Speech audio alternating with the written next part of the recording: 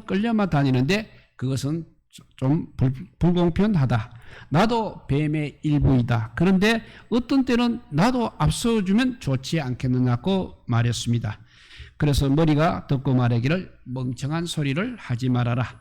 너는 눈도 없고 귀도 없지 않느냐고 거절을 하였습니다. 그러나 꼬리가 강력한 주장을 하는 바람에 그만 머리가 이제 정 그렇다면 너가 나의 역할을 한번 해보라고 양보를 했습니다. 꼬리가 기뻐하며 이제 앞장서서 움직이자다 얼마 못 가서 수체에 떨어졌습니다. 머리가 온갖 수고를 다해서 간신히 이제 수체에서 나왔습니다. 그런데 여전히 또 꼬리가 앞장을 서서 다시 갑니다. 그러다가 이번에는 불 속으로 들어가서 타 죽고 말았다는 이야기입니다. 이렇게 자기 분수나 자기 신분을 모르고 행동하는 자는 망하기가 쉽고 불행해진다는 예화가 되겠습니다. 어떤 사람에게 귀엽게 생긴 애완용 개와 나귀가 있었습니다. 그 사람은 당연히 개와 늘 같이 놀았습니다. 맛있는 것도 종종 개에게 가져다 주었습니다. 주인은 재롱 부리는 개를 한껏 귀여워하며 항상 옆에 두고 지냈습니다. 나귀가 이제 시샘을 하게 됩니다. 그래서 어느 날 나귀는 자기도 주인의 귀여움을 받아버렸고 주인 곁으로 다가갔습니다. 그리고는 제주꽃 재롱을 부려봅니다. 그 바람에 오히려 주인은 나귀의 뒷발이 차이고 이제 하가 머리끝까지 났습니다. 이 나귀가 미쳤나? 당장 끌어다 묶고 때려주어라고 했습니다. 하인들이 나귀를 몰고 가서 실컷 때려주고 다시는 날뛰지 못하게 구유기둥에 메어 놓았습니다. 그러니까 나귀가 나도 잘 보이려고 했는데 하면서 후에 악급했다는 이야기입니다. 사람은 누구나 저마다의 분수가 있게 마련입니다. 분수가 무엇입니까? 자기 신분과 정도에 맞게 살고 행동하는 것이 바로 자기 분수인 것입니다. 분수의 분자는 몫이라는 뜻이 되겠습니다. 사람은 누구나 자기의 몫이 있습니다. 자기의 형편과 처지가 있다는 것입니다. 자기의 실력과 정도가 있는 것입니다. 거기에 맞게 사는 것은 자기의 분수를 알고 있다는 것입니다. 음악적인 재능이 있다고 스스로 자부하는 어느 소년이 모차르트를 찾아가서 어떻게 하면 교향곡을 작곡할 수 있겠습니까? 라고 물었습니다. 모차르트는 이 소년을 보고 아직 너는 이런 것 같으니 교향곡보다는 민요부터 한번 작곡해 보라고 했습니다. 그러니까 이 소년이 선생님도 10대에 교향곡을 작곡하지 않았습니까? 라고 항의조로 물어보자 모차르트는 이렇게 대답을 했습니다. 나는 아무에게도 교향곡 작곡법을 묻지 않았다고 했습니다. 이렇게 우리도 살아가면서 항상 이렇게 자기의 분수에 맞게 살아가야 한다는 이야기가 되겠습니다. 오늘 본문은 욥이 친구들의 말이 무익하다고 말합니다. 그러면서 친구들이 알고 있는 것만큼 자신도 안다고 그렇게 말을 합니다. 그러면서 이제 나는 하나님과 변론하려고 왔다고 하는 친구들은 거짓말을 지어낸다고 하고 있습니다. 잠잠히 자신의 변론을 들어보라고 하면서 친구들의 말은 불의와 계율을 말하며 하나님은 그들의 역성을 필요하지 않는다고 그렇게 말했습니다. 하나님께 호소하는 일이 얼마나 두려운 일인지 알고 있지만 다른 방법이 없기 때문에 이제 목숨을 걸고 한번 담대하게 자신의 행위를 하나님께 진술하겠다고 친구들에게 자기를 그냥 놓아두라고 말하고 있는 것입니다. 하나님을 향해서는 강구하기 전에 먼저 재판받을 동안 자유롭게 진술하게 해주시고 그래도 편안한 상태에서 말하게 해주시라고 그렇게 하나님께 부탁을 합니다. 고통당할 만한 죄가 무엇이며 하나님께서 왜 대적으로 여기시는지 보잘것없는 이 자신을 왜 가혹하게 그렇게 다루고 계시는지 자신의 불법과 죄를 알게 해달라고 하나님께 청합니다. 즉 욥은 세 친구의 자기 중심적인 이런 독성과 교만에 대해서 지적을 하고 그들의 변론이 헛될 뿐 아니라 하나님의 뜻에 합당치 않음을 비난합니다. 그러한 헛된 변론을 상대하기보다는 이제 하나님께 직접 의뢰하겠다고 말하면서 스스로의 어려움을 주장하면서 하나님께 두 가지를 호소하고 자신의 영육간의 고통을 간절하게 호소하고 있는 것입니다. 역시 욥도 아직도 자신을 잘 모르고 있는 것 같습니다. 그러다가 차츰차츰 이제 자신을 알게 되고 분수에 맞는 삶을 살아가게 될 것입니다. 그리고 나중에는 이제 하나님께 인정까지 받게 되는 것입니다. 우리도 언제나 어디서나 무엇을 하든지 항상 이렇게 하나님 앞에서 분수에 맞는 삶을 살아가야 하는 것입니다. 그러면 우리가 어떻게 분수에 맞는 삶을 살아야 하는지 한번 본문을 통해서 살펴보도록 하겠습니다. 첫 번째로는 상대방이 말하는 것을 인정해야 합니다. 인정하면서 분수에 맞는 삶을 살아야 합니다. 욥이 한 말을 한번 살펴보면 이런 말입니다. 보게나 이런 것들은 내 눈을 보고 내 귀는 들어서 깨달았다. 자네들이 아는 것은 나도 알고 있다. 그러니 내가 자네들보다 못하지가 않다. 그러니 나는 오직 전능자에게만 말씀드리고 나의 처지에 대해서 하나님과 의논하고 싶다. 자네들은 거짓말쟁이들이며 돌팔이 의사와 같다. 자네들 입 좀 다물 수 없겠나. 그렇게 하는 것이 너희에게 현명하다. 내 주장에 귀를 좀 기울여 주게. 내 간증을 이해해 주겠나. 자네들은 하나님을 위한다면서 그런 헛된 소리와 거짓말을 하고 있는가? 그분께 아첨을 하자는 것인가? 하나님을 위하여 변호를 한다는 것인가? 그분이 자네들 속마음을 다 아시고 계신다. 자네들은 사람을 속이듯 그분을 속일 수 있다고 믿느냐? 자네들이 계속 불공평하게 행하게 되면 분명히 그분이 자네들을 꾸짖을 것일세. 그분이 그의 위엄으로 자네들을 놀라게 하시고 공포에 떨게 하실 거야. 자네들의 교훈은 어떤 서리기덤에서 가져왔나? 자네들 주장은 어디 흙뜸에서 가져왔나? 이렇게 그렇게 상대방의 말하는 것을 인정하지 않고 있는 모습입니다.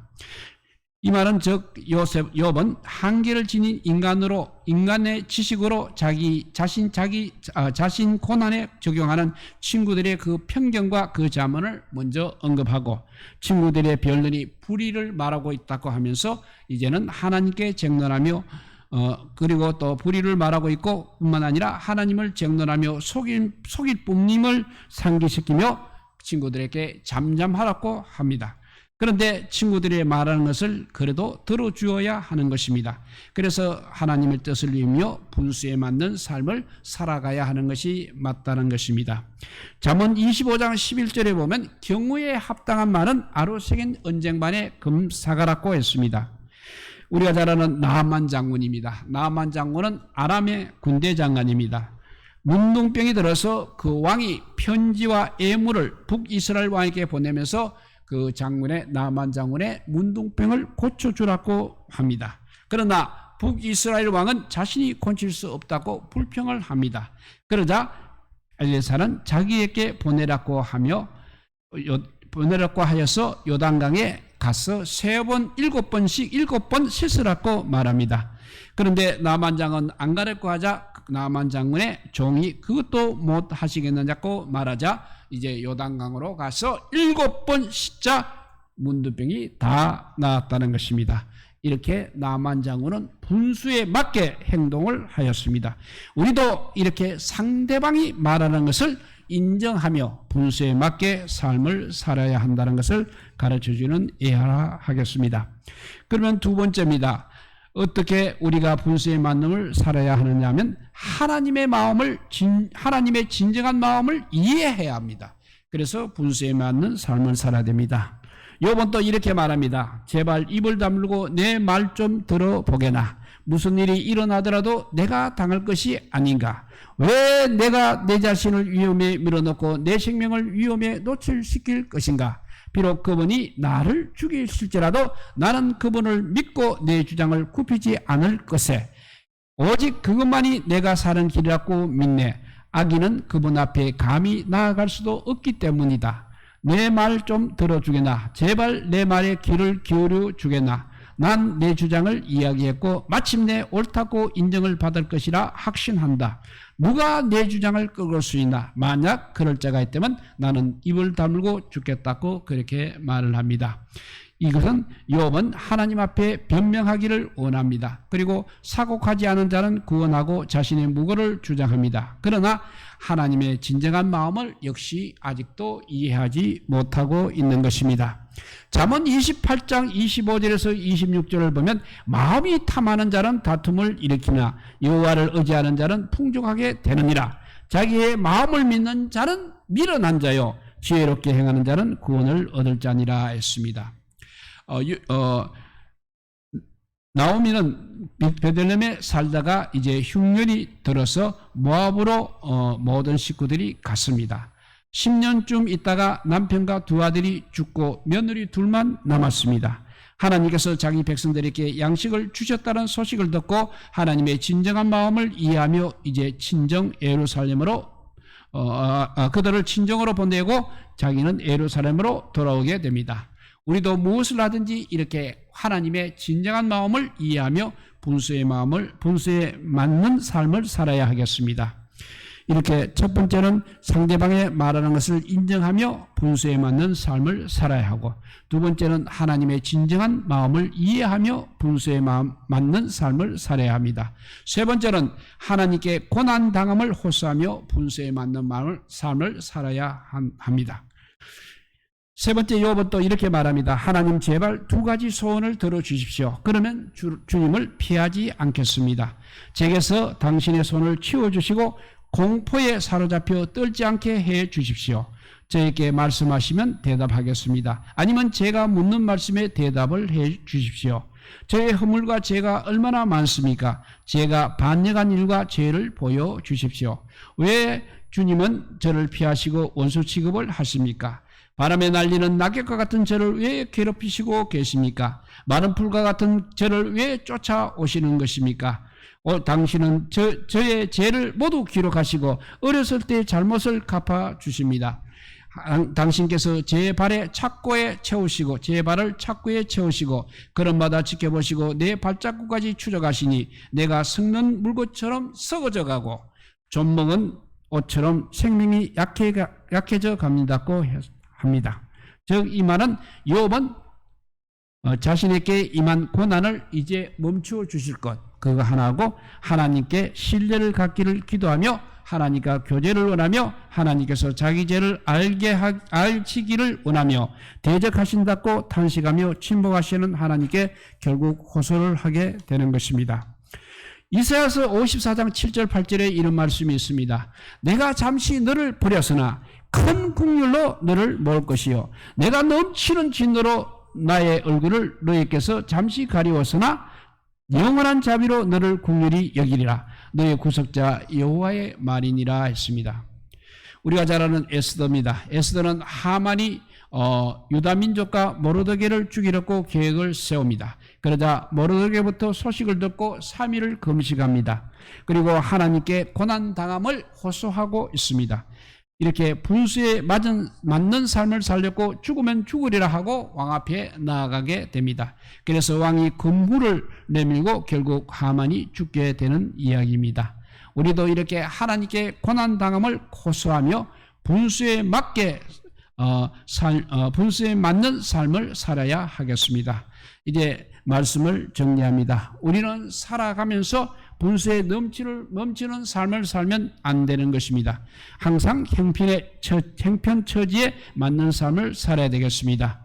오늘 말씀을 분수에 맞는 삶, 오늘 세 말씀을 정리해보면 첫 번째로 상대방이 말하는 것을 인정해야 분수에 맞는 삶을 살게 됩니다. 두 번째로 하나님의 진정한 마음도 이해해야 분수에 맞는 삶을 살게 되고, 세 번째로 하나님께 고난당함을 호소하며 분수에 맞는 삶을 살아야 합니다. 그래서 우리 모두 하나님의 기쁨이 되고 영광이 되는 성도들이 되시기를 우리 주님의 이름으로 축복드립니다. 기도하겠습니다. 사랑의 하나님 감사합니다. 정말 하나님께서 주신 그 무한한 은총을 받고도 아무것도 알지 못한 채 자기 고집만 부리고 있는 것이 우리 인간들입니다. 또 여러 가지 불평, 불만이 많은 것들이 또한 우리 인간들입니다. 그럼에도 불구하고 하나님은 우리를 사랑하셔서 정말 피 흘려 십자가에 돌아가시고 우리 죄를 다 사하여 주셨음에도 불구하고 우리는 여전히 아버지여 우리의 고집대로 살아가려고 아버지여 몸부림치고 있습니다. 오늘 욥도 역시 그 동방의 의인인 욥도 역시 아버지여 주님의 마음을 이해할 때까지는 깨닫지 못하고 이리저리 방황하는 모습을 우리가 보고 있습니다. 정말 자기의 분수에 맞게 사는 자가 과연 이 땅에 얼마나 있겠습니까마는 그래도 우리는 아버지여 이 말씀을 읽으면서 깨닫게 하여 주시옵소서. 하나님의 사람으로 거듭나게 하여 주시옵소서. 그래서 주의 영광을 위해서는 우리의 모든 것을 다 버릴 수 있는 믿음의 사람들이 되게 하여 주시옵소서. 그래서 주님께서 명하시는 모든 사명 감당하기에 부족함이 없는 믿음의 사람으로 거듭나게 오늘 이 시간도 인도해 주시기를 간절히 빌고 원하오며 이 모든 말씀 아무 공도 없으나 우리 구주 예수 그리스도 이름으로 기도드리옵나이다. 아멘.